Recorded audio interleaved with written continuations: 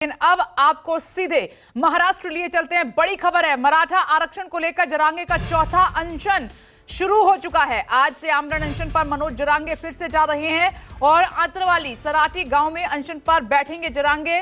विशेष सत्र बुलाकर आरक्षण पारित करने की मांग है उनकी।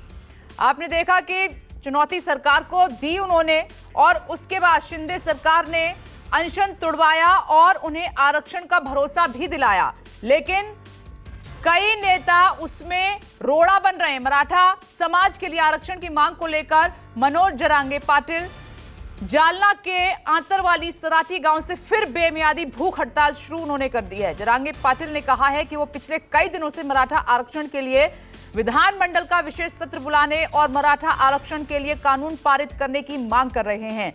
जरांगे पाटिल ने आरोप लगाया है कि सरकार उनकी मांग की अनदेखी कर रही है। उन्होंने यह भी कहा कि अनशन के दौरान वो ना पानी पिएंगे और ना ही डॉक्टर से इलाज करवाएंगे, यानी कि पहले से ज्यादा कठिन उनका अनशन होने जा रहा है। और इस खबर पर इंद्रजीत सिंह मेरे सहयोगी जुड़ गए हैं। इंद्रजीत, अब ऐसे में सरकार क्या करेगी, क्योंकि मनोज जरांगे तो पहले से ज्यादा कठिन अनशन करने जा रहे हैं और चेतावनी के साथ।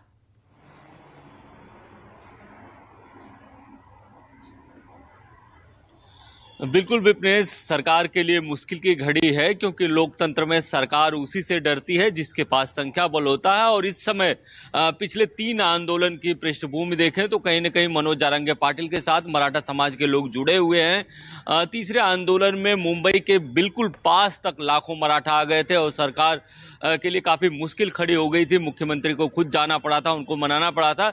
इसलिए ये जो आंदोलन है ये सरकार के लिए बिल्कुल मुश्किल की घड़ी है। सरकार पूरी तरह से मनोज जरांगे पाटिल को मनाने की कोशिश करेगी। बताया जाता है कि जल्द ही एक महाराष्ट्र सरकार का प्रतिनिधिमंडल जाएगा और मनोज जरांगे पाटिल से बात करेगा। साथ ही सरकार अपने स्तर पर यह भी तैयारी करेगी कि किस तरह से विशेष सत्र बुलाया जाए और उसमें मराठा आरक्षण को लेकर चर्चा की जाए।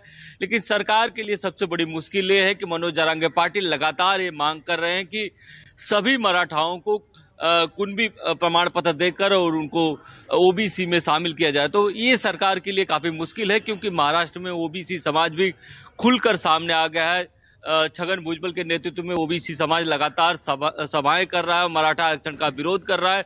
जबकि कितने मराठा कुणबी हैं, इसकी जांच के लिए जो शिंदे कमेटी बनी है उसमें 54 लाख मराठा ऐसे हैं जिनको की कुणबी होने के सबूत मिले हैं। उनको लगातार प्रमाण पत्र दिए जा रहे हैं। अगर कल की बात की जाए तो कल करीब 1000 मराठाओं को कुणबी प्रमाण पत्र बांटा गया है, ऐसा सरकार का दावा है।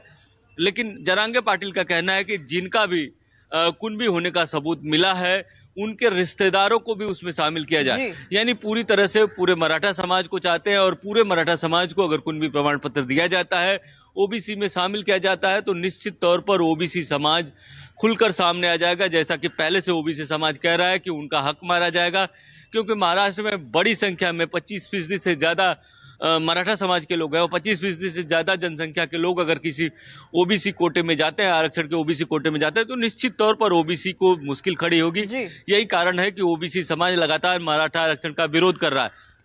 और इस बार के आंदोलन के पीछे एक कारण ये भी है कि जब तीसरी बार का ये आंदोलन हुआ था, जब नवी मुंबई के वासी तक मनोज जरांगे पाटिल पहुंच गए थे, तब उनको मनाने के लिए एक मुख्यमंत्री एकनाथ शिंदे गए थे और मुख्यमंत्री एकनाथ शिंदे से उनकी बात हुई।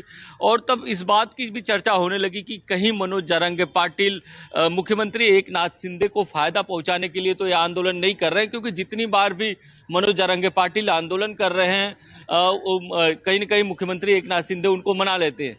यही कारण है कि रोड़ा छगन भुजबल बनते हुए नजर आ रहे हैं और इसीलिए मंडल आयोग को चुनौती देने की बात भी जरांगे कर रहे हैं। आप बने रहे इंद्रजीत मेरे साथ। दूसरी बड़ी खबर का रुख कर ले।